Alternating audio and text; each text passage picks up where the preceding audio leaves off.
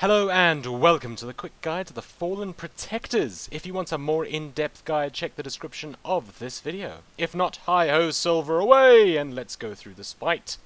There are 3 bosses. Rook Stonetoe is basically a monk. He, Softfoot, is a rogue, and Sun is a shadow priest. Sun does not need to be tanked. One tank should take Rook, and the other tank should take He, Softfoot. Rook is much easier to tank. Rook will stun the tank and channel a frontal cone attack, so point him away from everyone else and maybe use a cooldown for it. It is called Vengeful Strikes. Rook creates swirling circles that people should avoid because that's where something is about to land and having it land on you hurts.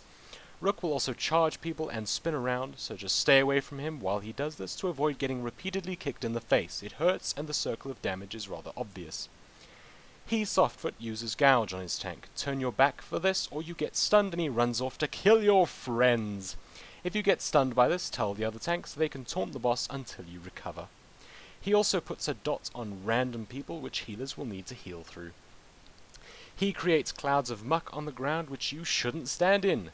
Sun Tenderheart will use Shah Seer on random players. This makes them AoE everyone around them, so the person with Shah Seer on them needs to stay away from other people. Players will get a dot called Shadow Word Bane on them. Healers need to dispel that right away if they can. Sun Tenderheart's Calamity will dispel the Bane dot and deal damage to everyone equal to 30% of their health, so heal up. Whenever a boss reaches 66% or 33% health, they disappear and activate a special ability called Desperate Measures.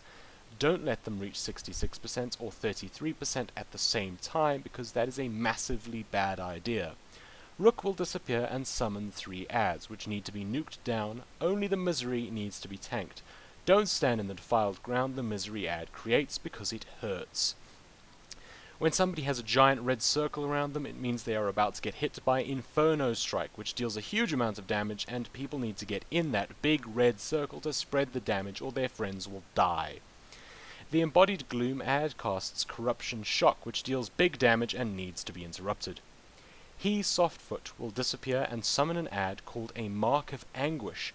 This fixates on somebody and attacks them. If you are fixated, you cannot move and need to use a defensive cooldown like Dispersion.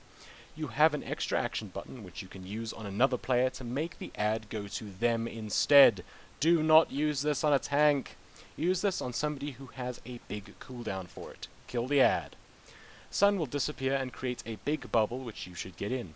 Kill the 2 adds that spawn outside the bubble and AoE down the little ones as well. You want to trigger those really fun abilities I just told you about in the following order. Rook first, then He, then Sun, then Rook again. Once you have them all below 33% health, you need to DPS them down so that their health is about the same, and then kill them all at the same time. If you don't kill them all within a few seconds of each other, they heal up and it takes longer to get your shiny loot. Shiny loot is awesome, and you should not make it wait.